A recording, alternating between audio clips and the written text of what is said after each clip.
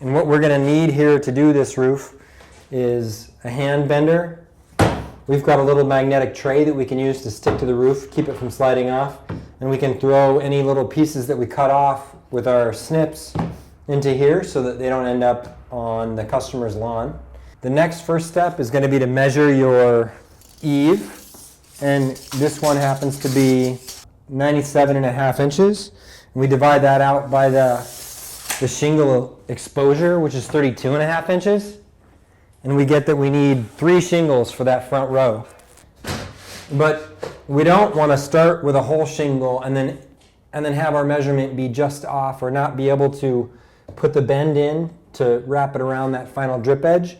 So what we're going to do is start with a half piece and then do 2 full ones and then finish with a half piece. I'm going to bring it over here, get it approximately aligned, and pull it out and then seat it.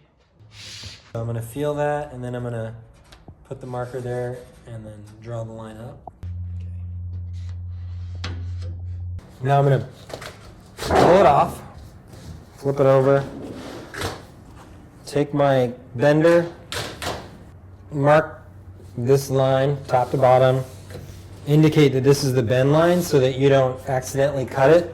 And you can see these lines indicate the direction we want to offset for our bend. This is where I was leading in to find that edge. There's another one down here. They remind you that you don't want to cut it. This is the keep side, this is the throwaway side. So I'm going to offset 3/4 of an inch. And you could use a measuring device here if you're not perfectly calibrated like I am. Mark the line. And then take your snips and cut the, takes 2 hands through the double hem, the hem part.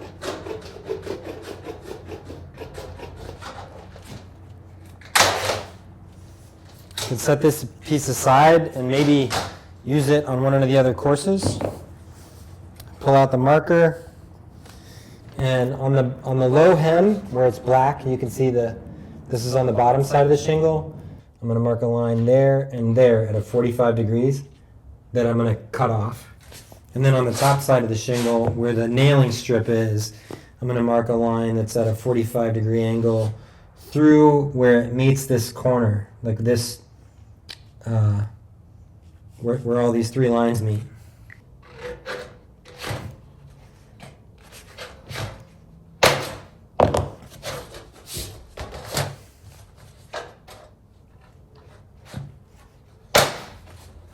And then you just cut off this one side.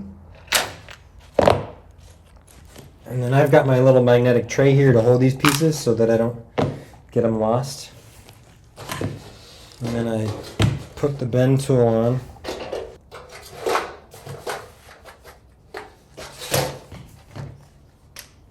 Bend it over. After you bend it, it makes this sharp little point there that you've got to take off, or it'll get in the way and injure somebody. And then it's ready to go on. Pull it up on that side and then hammer it over on that side. Get it seated on both edges, and then it's ready to nail down. And the nails on the shingle go, like I said before, on an 8-inch center pattern. This is a half a shingle, and you can use these. These are about 4 inches apart, these index marks. We're going to use these for aligning the shingle as we go along. And we can use them to figure out where the nails go.